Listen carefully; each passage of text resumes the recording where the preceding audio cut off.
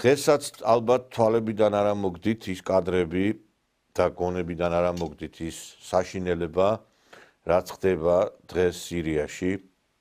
საქართველოში განსაკუთრებით აღიქვამენ მძიმედ იმას, როდესაც ქრისტიანებს დევნიან და ეს ჩვენ გამოგვიცდია ჩვენ თავზე უამრავჯერ 100,000-ობით ადამიანი ეწამა ქრისტესთვის და ეს ძალიან ბევრჯერ მომხდარა ჩვენი ბედკრული ისტორიის მანძილზე 6,000 გარეჯელი შახაბაზის შემოსევას ემსხვერპლად გარეჯში 100,000 ეწამა თბილისში ჯალალედინის შემოსევის დროს და კიდევ ვინ მოთვლის არავის ალბათ სოფლიოში იმხელა მსხვერპლი არ გაუღია ქრისტეს ერთგულების დასამტკიცებლად რამდენიც ქართველ ხალხს და ამიტომაც არის რომ ჩვენ მოვედით აქამდე არც ერთი კანონზომიერებით ჩვენ არ უნდა მოვსულიყავით აქამდე ეს ყველაფერი მოხდა იმიტომ რომ უფალმა დაინახა ჩვენი თავგანწირვა უფალმა დაინახა ის რომ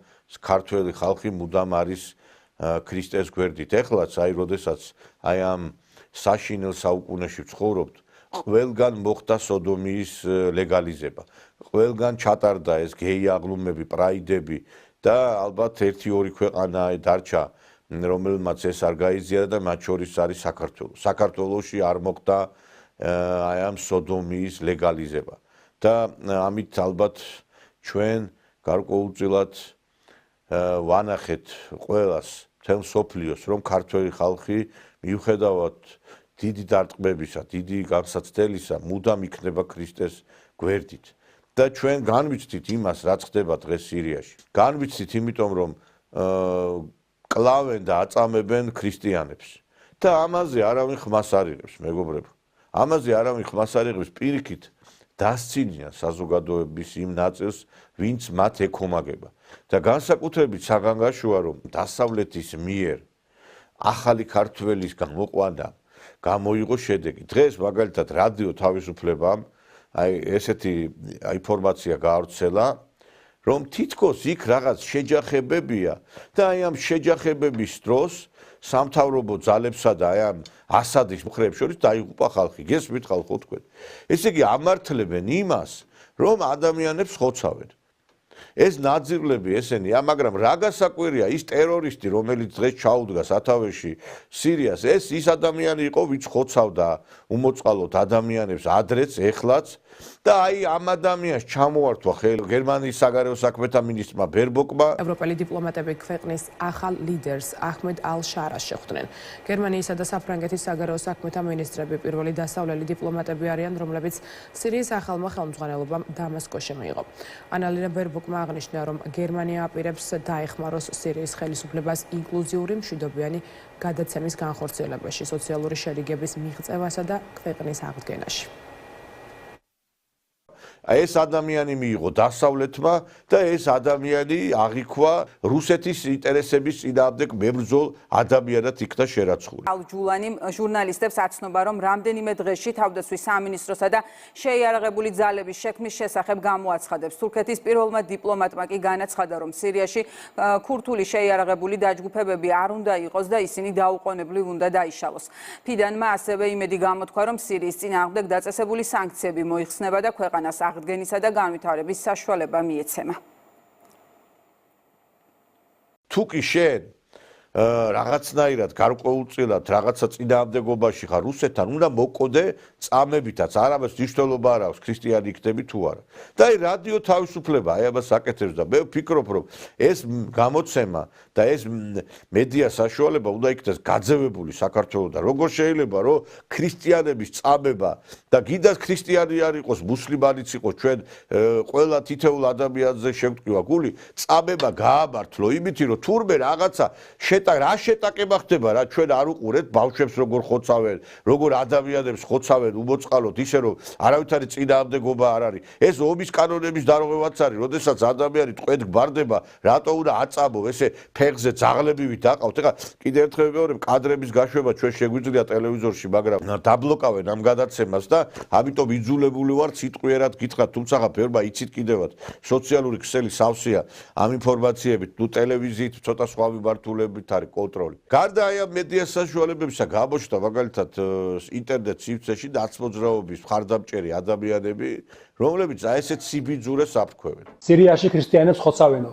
თუ კარგად დავაკვირდებით, ვინ ავრცელებს ამ რუსულ დეზინფორმაციას, აღმოვაჩინეთ, რომ საქმე გვაქვს ან ყალბ ანგარიშებთან, ან საქართველოში რუსული გავლენების ძალებთან. რა ხდება სინამდვილეში სირიაში? დავიწყოთ იმით, რომ სირიის ლატაკიის ქრისტიანულმა ეკლესიამ გაავრცელა განცხადება, სადაც ნათქვამია, ნუ აყვებით ჭორებს.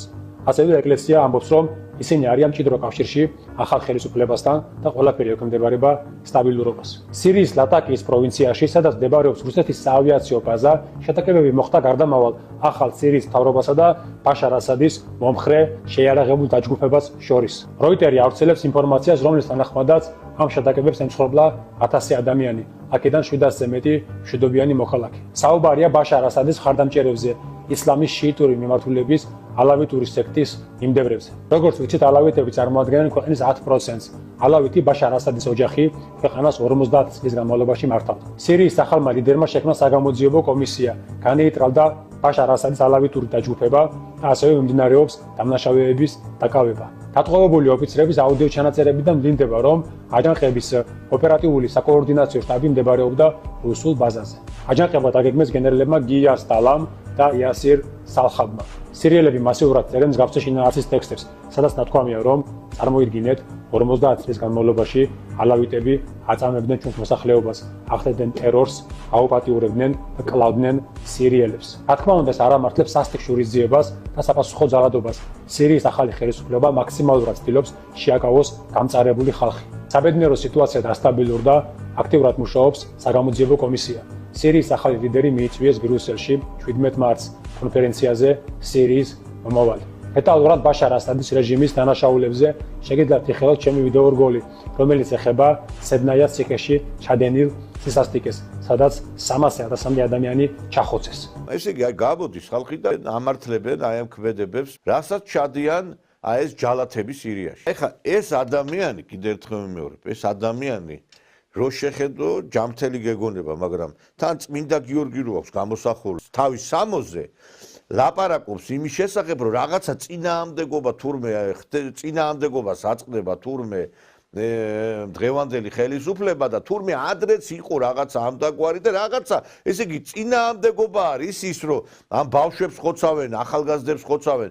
ესე იგი, აი ესეთი უსისხლო უჯიშო ქართველი გამოიყვანა, როგორც აი ესეთი ახალგაზრდა არის. ეს საერთოდ რა უნდა გაიზარდოს ეს ადამიანი.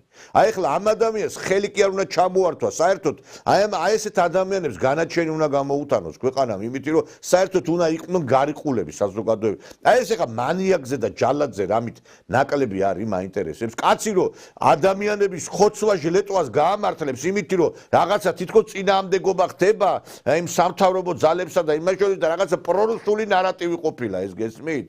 და თურმე სიყალბე ყოფილა ის, რასაც ჩვენ ვლაპარაკობთ, რა სიყალბეა მედიაში უამრავ ინფორმაცია ვრცელდება სოციალურ ქსელში, როგორ ხოცავენ ადამიანებს. და თურმე ეს ყოფილა გესმით რაღაცა fake news-ები.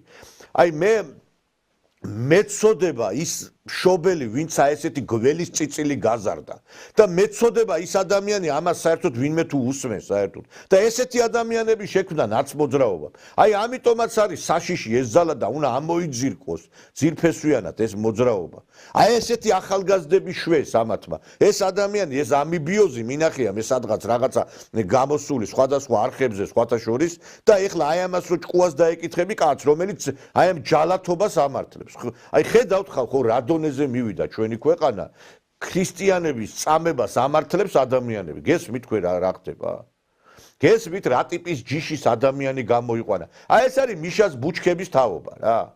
აი ეს მიშას უსქესო თაობა, რომელიც ეუნებოდა ახალგაზრდებს წადით და იმაში ქენითო, სექსით დაკავდითო რა. მე მართლა მინდა რომ თქვენ ერთმანეთ გაიცნოთ, დაუმეგობრდეთ, შეგიყვარდეთ ერთმანეთი, სხვა შორის ტყეები და ბუჩქები საკმარისათაა რომ გაისეენ გამოისეინოთ.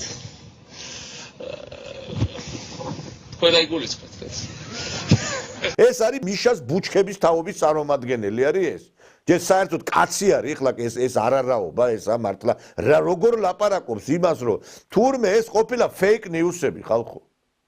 გაიგეთ თქვენ რა ხდება და ესეთი ასეთ ინფორმაციებს ავრცელებენ აი რადიო თავისუფლება და ესე იგი თურმე დასავლეთის ორგანიზაციები და სად არის მაინტერესებს დასავლეთი აი ესე უმოწყალოდ ხალხს რო ხოცავენ ეს არის თანამედროვე დასავლეთი არის კაცი ჭამიების მკვლელების და ყოველგვარი ბოროტების სათავე და დღეს როდესაც ლაპარაკობენ იმის შესახებ რომ ჩვენი გზა დასავლეთი რომელი გზა თქვენი დასავლეთისკენ ხოცვისა და ჟლეტვისკენ არის ჩვენი გზა და სხვათა შორის აი მე ისიც ამ სიამოვნებდა რომ აი ამ სამთავრობო აქციებზე როდესაც იმართებოდა კონცერტები ლაპარაკობენ ჩვენ ევროპაში მივიდივართ რომელ ევროპაში მიდიხართ აი ამას რომ ჩვენს არიან დაგეშილები იმიტომ არიან დაგეშილები რომ აქაც იგივე გააკეთონ ჩვენს არიან დაგეშილები იმიტომ არიან დაგეშილები რომ აქაც იგივე გააკეთონ აქაც იდევნებოდეს ქრისტიანები თქვენ რა გონიათ ამას ჩვენს მიმართ არ გააკეთებენ ჯერ ხელისუფლებაში არ მოსუვალ და როგორ იგინებიან ილანძღებიან